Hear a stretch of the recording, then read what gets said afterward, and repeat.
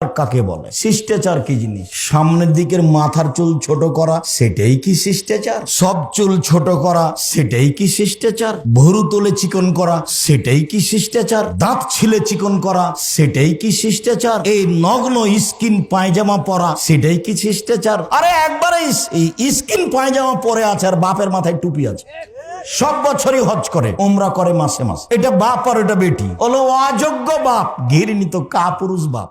শিষ্টাচার কি জিনিস আজকে বেশি না বুঝালেও একটু বলি। আয়েশা রাদিয়াল্লাহু তাআলা আনহা বলেন, আল্লাহর নবী বলেছেন সকল নবীর শিষ্টাচার 10টা, সব নবীর বৈশিষ্ট্য 10টা, সব নবীর খাসলাত অভ্যাস 10টা। এক, কাসু সারেব, মোচ কেটে ফেলতে হবে, মোচ ব্লেড দিয়ে চাঁচা যাবে না, এটা সব নবীর শিষ্টাচার, সব নবীর বৈশিষ্ট্য। 2, এফাউল লোহা, দাড়ি বড় করতে হবে, দাড়ি ছোট করা কাবিরা গুনাহ, চেঁচে ফেলা কাবিরা গুনাহ। চেঁচে ফেললে অভিশাপ হবে। কেন? চেঁচে ফেললেও মহিলা হতে চায়, মহিলার দাড়ি নেই, এই জন্য চেঁচে ফেলাটা অভিশাপ। চেঁচে ফেললে অভিশাপ হবে। ছোট করাও কাবিরা গুনাহ, চেঁচে ফেলাও কাবিরা গুনাহ, তবে চেঁচে ফেললে অভিশাপ হবে। চেঁচে ফেললে চোখের পাওয়ার কমে যাবে, চেঁচে ফেললে স্ত্রী মিলনের ক্ষমতা কমে যাবে। দাড়ি ছেড়ে দিতে হবে নিজ গতিতে, নবীগণের খাসলাত অভ্যাস শিষ্টাচার স্বভাব। 3, আসওয়াক, মেসওয়াক করা। অন্য হাদিসে এসেছে আমি ভারী না মনে করলে আমার উম্মতকে 5 ওয়াক্ত সালাতে মেসওয়াক করার আদেশ করে দিতাম। 4, ইন্তেকাসুল মা, পেশাব পায়খানার পরে পানি দিয়ে পবিত্রতা অর্জন করা। আগে ঢেল টিস্যু পেপার পরে পানি, এ কথা মিথ্যে। পানি দিয়ে পবিত্রতা অর্জন করা সব নবীর স্বভাব। ইব্রাহিম আলাইহিস সালাম, মুসা আলাইহিস সালাম, মুহাম্মদ সাল্লাল্লাহু আলাইহি সাল্লাম পেশাব পায়খানার পরে পানি দিয়ে পবিত্রতা অর্জন করার পরে হাতটা মাটি দিয়ে মেজে নিতে হবে। এটা ছিল নবীদের খাসলাত স্বভাব অভ্যাস। এখন পানি ব্যবহার না করে আগে ঢেল টিস্যু পেপার, আবার 40 কদম, আবার পায়ের উপরে পা উঠানো, আবার খক খক করে কাশা, একবারে নোংরামি, একবারে বেহায়াই। যদি 40 কদম হাঁটতেই হয় পেশাব পায়খানার পরে পবিত্রতা অর্জনের জন্য, তাহলে তার বউকেও হাঁটতে হবে। তার বউ ঢেল টিস্যু পেপার নিয়ে 40 কদম হাঁটবে, পায়ের উপরে পা উঠাবে, খক খক করে কাশবে। বলে কেমন করে সাজে? বলে পুরুষকে যেমন করে সাজে। পুরুষও যখন এমন করে তো মহিলাটাকে কেমন কেমন লাগে, তো মহিলা যদি এমন করে তাহলে পুরুষটাকেও কেমন কেমন লাগে। ধর্ম তো আর পাগল হয়নি। সব নবীর অভ্যাস ছিল পেশাব পায়খানার পরে পানি দিয়ে পবিত্রতা অর্জন করা। আগে ঢেল টিস্যু পেপার পরে পানি, এটা মিথ্যা ধর্ম। যখন পানি নেই তখন ঢেল টিস্যু পেপার, এইটা মুহাম্মদ সাল্লাল্লাহু আলাইহি সাল্লাম বলেছেন। 5, কাসুল আজফার, নখ কেটে ফেলা। নখ সব নবীর অভ্যাস শিষ্টাচার, নখ কেটে ফেলা। তো মেয়েকে শিষ্টাচার শিখাবে, কি শিষ্টাচার শিখাবে? মাও জানে না শিষ্টাচার কাকে বলে, বাও জানে না। শুনেছে শিষ্টাচার একটা শব্দ, শিষ্টাচার কি? আরে ধৈর্য শব্দ যেমন সবাই বলে ধৈর্য, কেউ কি জানে ধৈর্য কি জিনিস? ধৈর্য হলো ঘোড়ার ডিম, সবাই বলে ঘোড়ার ডিম, কেউ দেখেনি, তো তাই হলো ধৈর্য। যার যখন সুযোগ আছে সেই তখন একবারে ইচ্ছা মতো বলে নেয়, সবাই বলে ধৈর্য। যার যখন সুযোগ আছে সেই তখন ইচ্ছা মতো জেল হাজত দিয়ে নেয়, সবাই বলে ধৈর্য। একজন বিপদে পড়লে আর একজন খুব হাসি দেয়, আবার গরু জবাই করে। গরু জবাই করতে আমি নিজে দেখেছি, গরু জবাই করতে আমি নিজে দেখেছি। সবাই বলে ধৈর্য। ধৈর্য কি জিনিস? ধৈর্য কি ঘোড়ার ডিম? তো শিষ্টাচার কি জিনিস? শিষ্টাচার কি ঘোড়ার ডিম? এখন এখানে যারা মহিলারা বসে আছে, অধিকাংশ মেয়েদের নখ বড় আছে, তাহলে ওর বাপ নাই নাকি? ওটা কি তার সৎ বাপ? ওর মা নাই, ওটা কি তার সৎ মা? আমি বলেছি সৎ মা, কিন্তু আসলেই কি সৎ মা? সৎ মা নয় তো। আমি বলেছি সৎ বাপ, তা আসলেই কি সৎ বাপ? সৎ বাপ নয় তো, হলো অযোগ্য বাপ, ঘৃণিত কাপুরুষ বাপ। শিষ্টাচার কাকে জানে না? আল্লাহর নবী বলছেন যে ওই মেয়ে বাপের জন্য অন্তরাল হবে জাহান্নাম থেকে বাঁচার জন্য।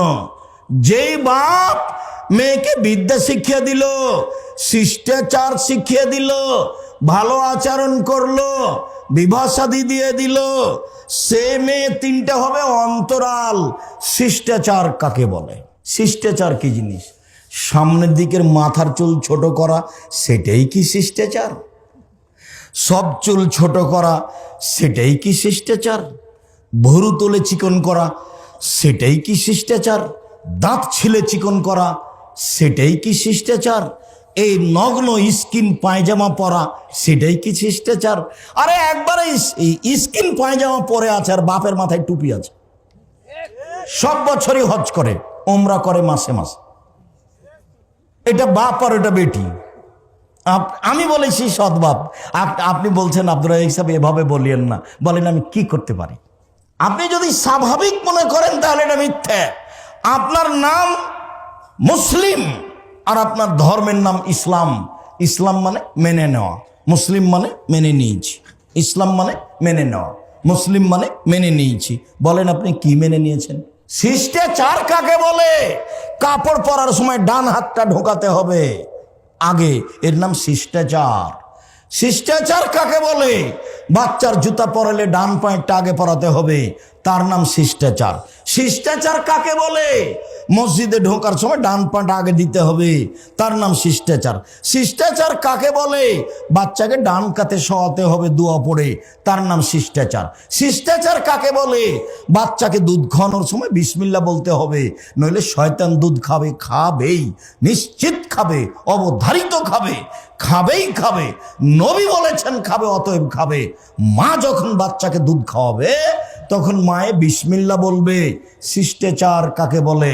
পেশাবখানায় যাবে, পায়খানায় যাবে, দোয়া বলে দিবে। শিষ্টাচার কাকে বলে? গিলাসটা ডান হাতে ধরবে। শিষ্টাচার কাকে বলে? ডান হাতে খাবে। শিষ্টাচার কাকে বলে? সালাম দিয়ে বাড়ি থেকে বের হবে। শিষ্টাচার কাকে বলে? সালাম দিয়ে বাড়িতে ঢুকবে। শিষ্টাচার কাকে বলে? শিষ্টাচার কি জিনিস? নখ বড় আছে তখনও তার বাপ ভালো মানুষ, তার বাপ খারাপ মানুষ, অযোগ্য মানুষ, ও সৎ বাপ, ও সৎ বাপ, ও মা সৎ মা। ওই মা জানে না মা কাকে বলে। ওর বাপ বিবাহ দিয়েছে, স্বামীর কাছে গেছে, তাই তার বাচ্চা হয়ে গেছে, সেই জন্য মা। ওর জানা নাই মা কাকে বলে। চিরদিন 30 বছর থেকে বলে আসছে একটা হাদিস, যখনই কোনো বক্তব্য দিয়েছি তখন সে হাদিস এসেছে মা কাকে বলে। তখন আমি জাবেরের হাদিসটা বলেছি। জাবের রাদিয়াল্লাহু তাআলা আনহু বলেন, রাসূলের সাথে আমরা এক জায়গা থেকে যুদ্ধ করে আসছি, এখন মসজিদে ঢুকবো। আল্লাহ রাসূল বলেন, থামো থামো থামো, সবাই এখানে থাকো, সকালে যাব, এখানে রাতে থাকি, মদিনায় সকালে ঢুকবো। আমি জাবের বললাম, আল্লাহর নবী, আমি নতুন বিবাহ করেছি, আমাকে বাড়ি যেতে দেন। তো এইটুকু বলতেই আল্লাহ রাসূল বলতে লাগলেন, ও নতুন বিবাহ করেছো? কুমারী মেয়ে বিবাহ করেছো না তালাক প্রাপ্তা মেয়ে বিবাহ করেছো? তা আমি বললাম যে তালাক প্রাপ্তা মেয়ে বিবাহ করেছি। তার বিবাহ হয়েছিল, স্বামী তাকে তালাক দিয়ে দিয়েছে, আমি তাকে বিবাহ করেছি। তখন আল্লাহ রসুল বলছেন, হাল্লা বিক্রাম তুলায় বহ তুলায় বোকা, তুমি কুমারী মেয়ে কেন বিবাহ করলে না? তুমি তার সাথে খেলতে, ও তোমার সাথে খেলতো। তুমি কুমারী মেয়ে কেন বিবাহ করলে না? তুমি তার সাথে খেলতে, ও তোমার সাথে খেলতো। তুমি কুমারী মেয়ে কেন বিবাহ করলে না? তুমি তার সাথে খেলতে, ও তোমার সাথে খেলতো। আল্লাহ রসুল তো এই পর্যন্ত বললেন। দেখেন এবার জাবের কি বলেন। জাবের রাদিয়াল্লাহু তাআলা বলছেন, আল্লাহর নবী শোনেন, আমার আব্বা ওহুদের যুদ্ধে শহীদ হয়েছেন 9 জন মেয়ে রেখে, আমার 9 জন বোন আছে। আল্লাহ রসুল শোনেন, আমার আব্বা ওহুদের যুদ্ধে শহীদ হয়েছেন 9 জন মেয়ে রেখে, আমার 9 জন বোন আছে। আক্রাহ আন আতাজাওয়াজা মিসলাহুন্না, তাদের মতো কম বুদ্ধির মেয়েকে বিবাহ করা আমি পছন্দ করিনি 4টা কারণে।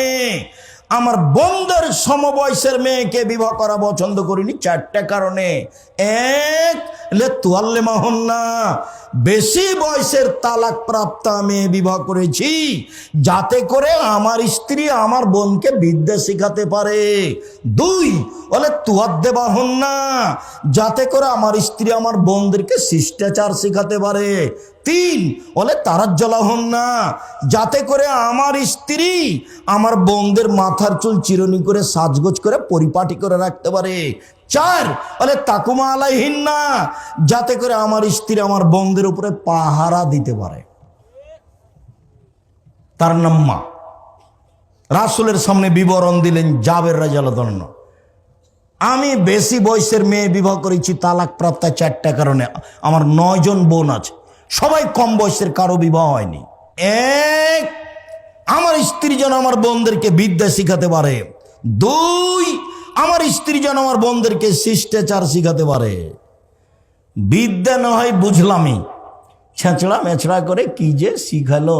4 পাস করেনি, তাই বলছে মেয়েকে ডাক্তার করবে, তাই নিয়ে খুব ব্যস্ত।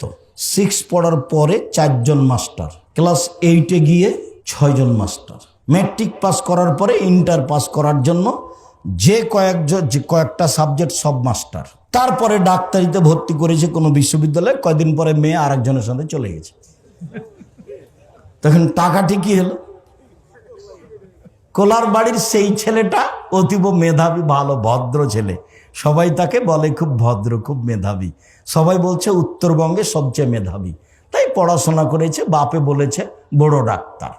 তো পড়াশোনা করে লন্ডন থেকে এসেছে, পিজি হাসপাতালের ডাক্তার, 3 লক্ষ টাকা বেতন।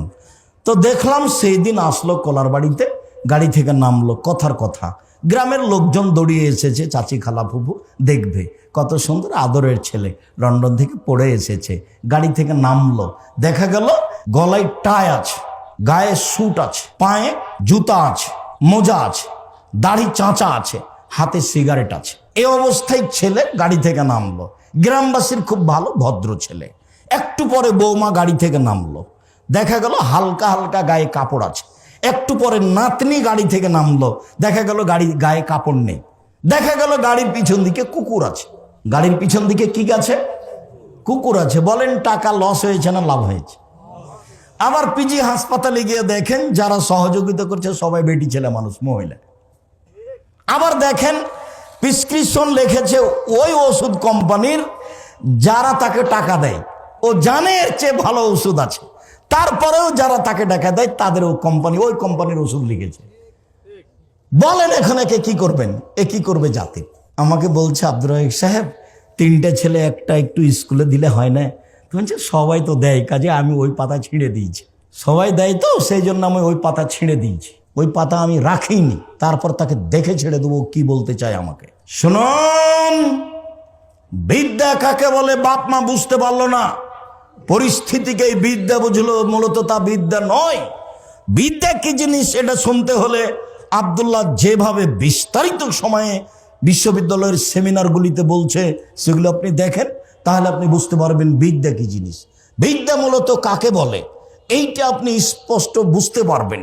সম্মানিত দিনী ভাই বোন, শিষ্টাচার তো কেউ 5 পয়সা দাম দেয় না, নখ বড় আছে তো। আর আমি কি বলতে পারি? আমি বলে গেলাম ও হলো সৎমা, এ পর্যন্ত বললাম। তারপরে যেটা আল্লাহ রাসূল বললেন, নবীগণের স্বভাব বৈশিষ্ট্য, নাক ফুলে বেতে, বগলের লোম উঠিয়ে ফেলা, মহিলা হোক পুরুষ হোক, ব্লেড দিয়ে কাটা যাবে না, উঠেই ফেলতে হবে। এটাই হলো নবীগণের শিষ্টাচার, বৈশিষ্ট্য, খাসলত, অভ্যাস। হালাকুল আনাত, নিচের লুম পরিষ্কার করতে হবে, ঊর্ধ্বে টাইম 40 দিন। যেভাবে সহজ, যেভাবে সম্ভব, নারী পুরুষ একই হুকুম। এগুলো হলো নবীগণের অভ্যাস, এগুলো হলো নবীগণের স্বভাব। তারপরে হলো হায়া, লজ্জা। লজ্জা নবীগণের স্বভাব, লজ্জা নবীগণের খাসলাত, লজ্জা নবীগণের বৈশিষ্ট্য। সব নবীর একটা কথা ছিল, সব নবীর একটা বাক্য ছিল, এজালাম তাস্তাহি ফাসনামা শেতা। যখন তুমি লজ্জা করবে না তখন তুমি সব পাপ করতে পারো, যখন তুমি লজ্জা করবে না তখন তুমি সব পাপ করতে পারো। আল হায়াউ আল ঈমান কারনাউ জামিয়া, লজ্জা এবং ঈমান একসাথে জমা ধরে আছে, লজ্জা এবং ঈমান একসাথে জমা ধরে আছে। এই যা রফে আহাদম রফেলা আখারো, একটা উঠে গেলে আর একটা চলে যায়। লজ্জা চলে গেলে ঈমান চলে যায়, ঈমান চলে গেলে লজ্জা চলে যায়। ঈমান যত বেশি হবে পাপ তত কম হবে, ঈমান যত কম হবে পাপ তত বেশি হবে। তাহাজ্জুদ পড়লেও হবে, হজ করলেও হবে, বোরখা পরলেও হবে। ঈমান দিয়েই পাপ ঠেকানো যায়। লোকে বলে ছেলেটা খুব ভালো, 5 ওয়াক্ত সালাত আদায় করে, হজও করে এসেছে, বাপের টাকা আছে, কিন্তু গোপনে পাপ করে কেউ জানে না, তাহলে বুঝতে হবে ঈমান কম। মেয়েটা বোরখা পরে আছে, তাহাজ্জুদ পড়ে, স্বামী যখন থাকে না বাড়িতে তখন প্রেমের গল্প করে, বুঝতে হবে ঈমান কম।